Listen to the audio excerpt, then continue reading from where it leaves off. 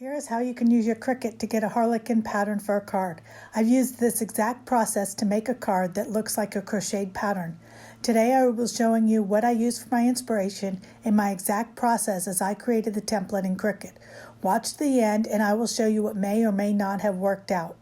Some of you may not be familiar with this pattern. It's called harlequin, and the people who knit and crochet are familiar with it.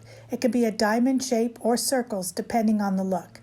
Here is the most common way you see the pattern. I'm using it for a blanket, which is where I got the idea from. I chose the diamond look, but not the typical diamond pattern. I don't typically use bright and bold colors for some reason, so my card is more on the softer side.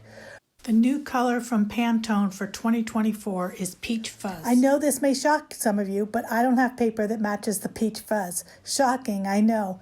This is the closest I can come to. The best thing about this pattern is you can choose any color you want and change them just with the click of the button in the Cricut, or you can change it up on your mat at the time you are making the project. Cricut does not make you use the color you choose on the mat, so you can change it at any time, which is great for making this pattern all year long.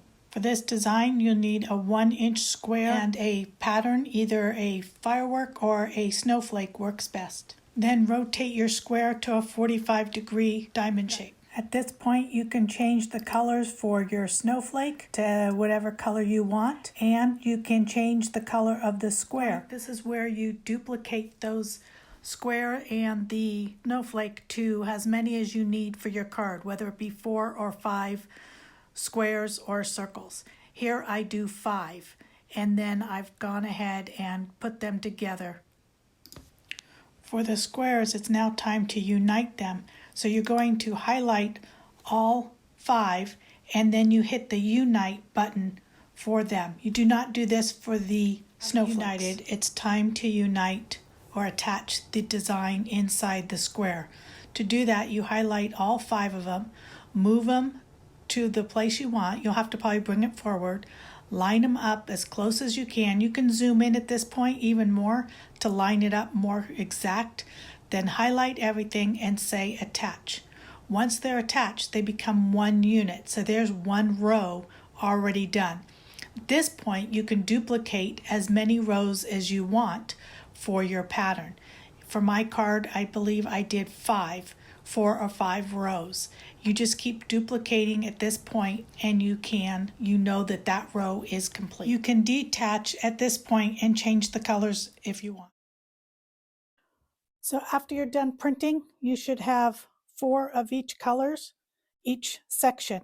So that I'm only doing a 2-color pattern, but you could do many colors, and it just depends on how many you're doing in your pattern and how many you print.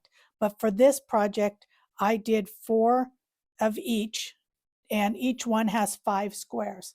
Now, that's because I'm doing it landscape. But if you're doing it on the vertical, you could do, instead of 5 squares, you could do 4 squares. You just may have to do, instead of printing 4 of each, you may have to print more in order to fit them all on this screen. This pattern that I chose, the squares are a little bit bigger than the ones that I ended up doing. These are a little bit smaller than the original that I did as this color.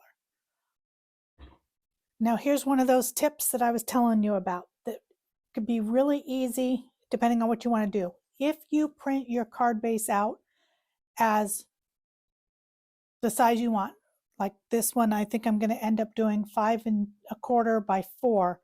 Then when you go to print or go to glue these on, you kind of have to line it up and be a little bit more precise on making sure that you have each edge, which is doable, and that's what I ended up doing. But one of the other things you could do is take some paper, even if you don't like the paper. If you don't like this color, it doesn't matter, it's going to get covered up. What's nice though with this pattern is you can glue on the size you want, whatever, glue it on. This is just a very rough example, but you glue each of these together. No rhyme, you don't have to try to measure it on the sides or on the top. Let's just say you did it that kind of pattern. You got it all glued down. And now you could take it to your die cutting machine with the die that you may have that fits a layer card, and you may have different dies, and you can use that in here and just die cut it all out at one time after you glue it. I think that is so much easier. You don't have to worry about lining up the edges and covering it. You're just going to glue it all together and then die cut it afterwards. Now for this, when I did the card originally, I didn't do it that way, and I ended up gluing each line individually, which took some time. The other idea is that after you're done printing in the Cricut, you get a pattern.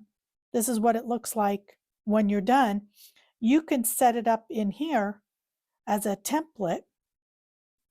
Then when you glue these on, when you glue them, you could just, well, this doesn't match this one because I did a different size, but you can just glue it down in here in your pattern and you're lined up straight, and then you don't have to worry about it shifting. It's not a very good example. I probably should have given you one where it matched the printout. Here we go. It's over here. So here's what it looks like on the Cricut. So you could just put it on your card, line it up like that, then glue the back and just set it down in here like a template, and then just take this off. I didn't glue it down, so it's not going to work. But then you just glue it down and there it sticks. So that's one way of adhering it to the card as well. But for getting rid of a lot of your scraps and the papers you don't like, I think this is a much better, and you can play around with these. You can do two colors.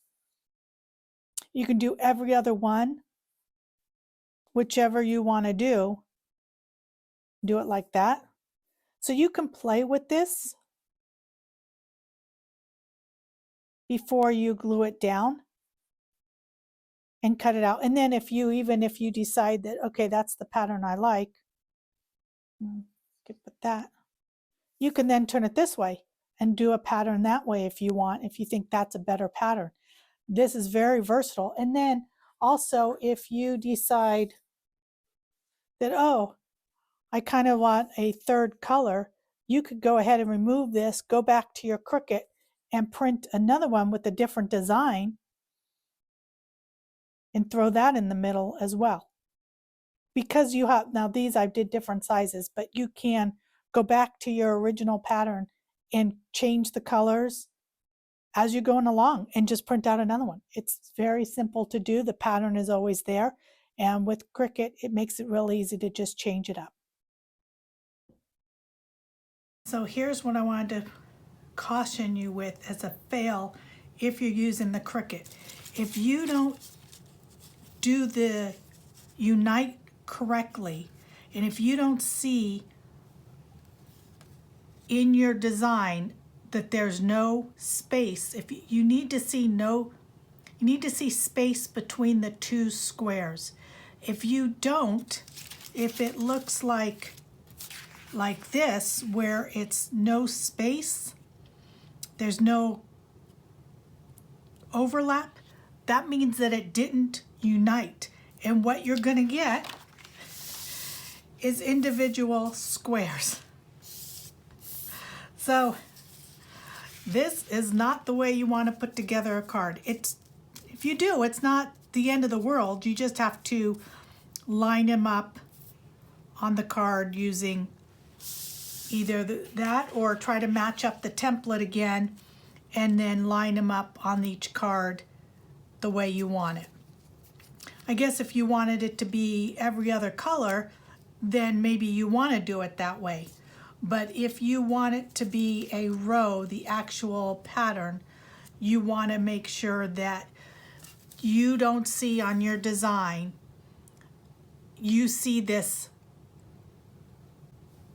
I don't know what you see, that it's united and it's not going to cut in between those squares. That's what you want to see. It's very important.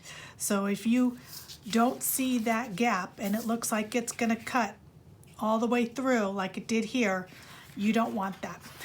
So that was a fail for the first little bit as I tried to figure out the unite feature. You want it to show up on your design.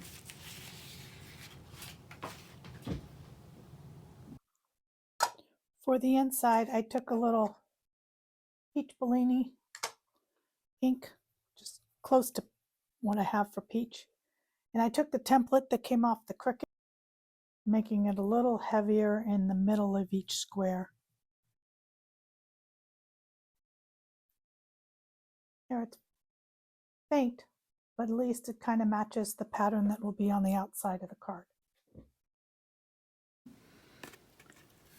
I hope you enjoyed this video and you get a chance to get into your Cricut to make this pattern. It is very versatile and fun to make. And also I will link in the end of this video another card that I made using a peach themed card. If you're interested, it does kind of match the new 2024 color of the year, and I will link that at the end. So I hope you have a wonderful day and get a chance to get into your craft room.